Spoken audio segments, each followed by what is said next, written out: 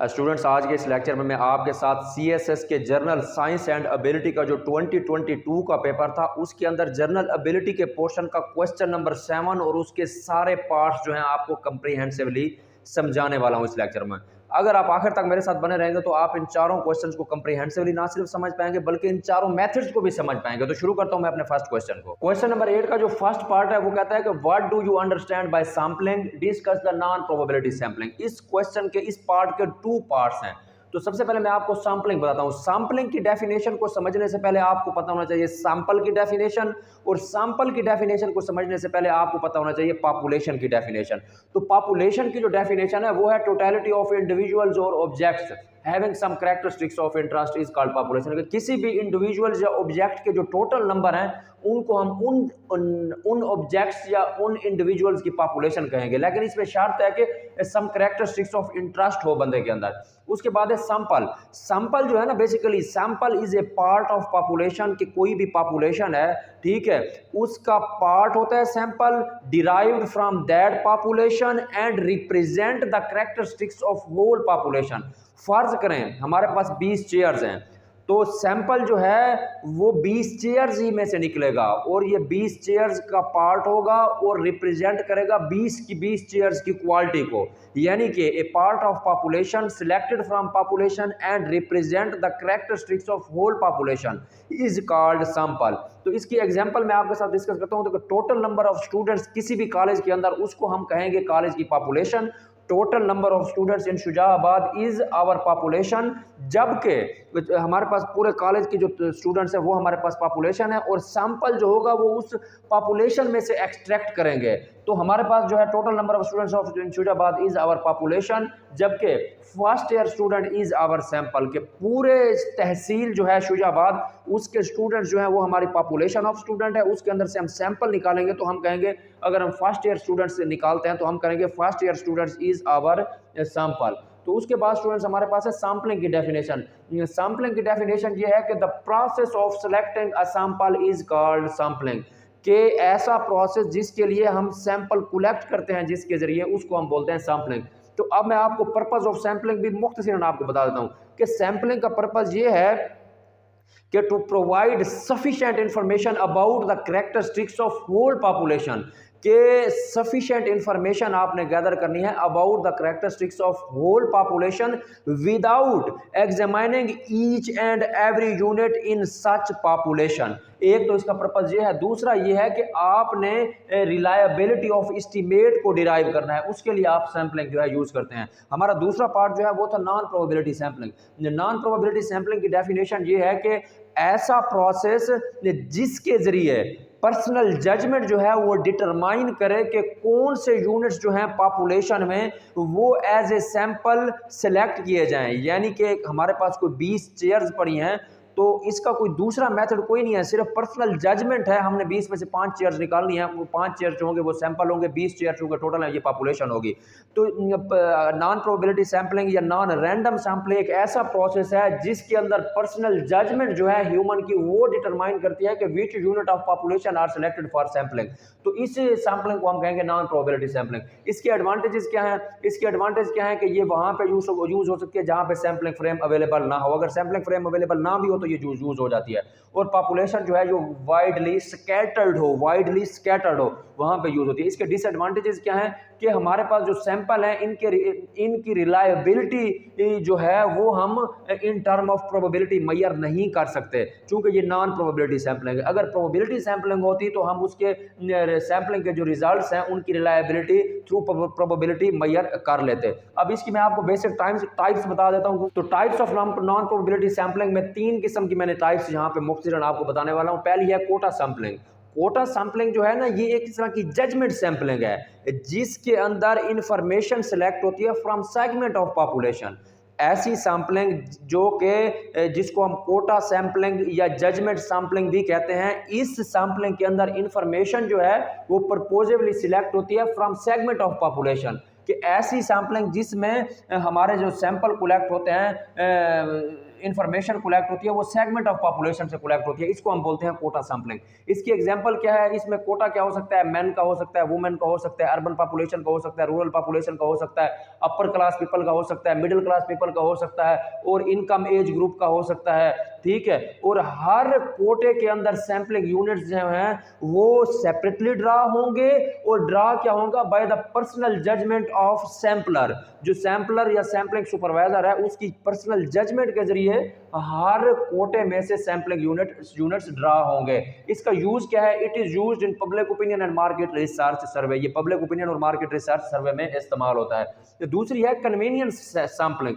Convenience का मतलब होता है सहूलत, यानी जैसे आपको सहूलत या आसानी लगे। Convenience sampling, it is a non-probability sampling where sample is taken from group of people। ऐसी सैम्पलिंग है जिसके अंदर आप सैंपल उन लोगों या उन ग्रुप ऑफ पीपल से अक्वायर करते हैं which are easy to reach और कॉन्ट्रैक्ट। यानी कि वो लोग, अगर आपने किसी इशू के ऊपर कोई इंफॉर्मेशन लेनी है तो आपने फर्ज कर 50 लोगों की राय लेनी है, तो आप उन 50 लोगों को सिलेक्ट करेंगे which who are easy in your reach और who can be easily contacted by you, कि जिनको आप आसानी से रीच कर सकें और कॉन्टैक्ट कर सकें। इसकी मैं आपको एग्जांपल देता हूँ, standing at mall and asking question to people. क्या आप मॉल के ओपन डोर पे खड़े हैं या रोड पे खड़े हैं, तो जो भी बंदा आपके सामने आ रहा है आप उससे पूछ रहे हैं कि फलां टॉपिक के बारे में या फलां इशू के बारे में आपकी क्या राय है। तो यानी जो भी बंदा आए कन्वेनियंस हो उससे आप इंफॉर्मेशन ले लें, तो ये इसको बोलते हैं कन्वेनियंस सैंपलिंग। या तीसरे नंबर पे स्टूडेंट्स हमारे पास है एक्सीडेंटल सैंपलिंग। ये आखिरी सैंपलिंग है, नॉन प्रोबेबिलिटी सैंपलिंग की आखिरी टाइप है। एक्सीडेंटल सैंपलिंग क्या है, इस सैंपलिंग में रिसर्चर जो है ना बेसिकली सिंपली रीच आउट करता है और पिकअप करता है उन केसेस को which falls into their hand, कि रिसर्चर उन लोगों से इंफॉर्मेशन लेता है जो कि इजीली उसके हाथ आ जाते हैं। तो फर्ज करें अगर रिसर्चर ने 100 लोगों की इंफॉर्मेशन लेनी है तो वो ऐसे रोड पे जाता है, जहां भी जा रहा है उसको जो बंदा मिला उससे इंफॉर्मेशन ले ली, वो काउंट करता रहता है लोगों की इंफॉर्मेशन। जब 100 लोगों की इंफॉर्मेशन अक्वायर कर लेता है तो तब वो अपनी काउंटिंग जो है वो खत्म कर देता है, अपनी सैंपलिंग खत्म कर देता है। मैं आपको इसकी पढ़ के बताता हूँ।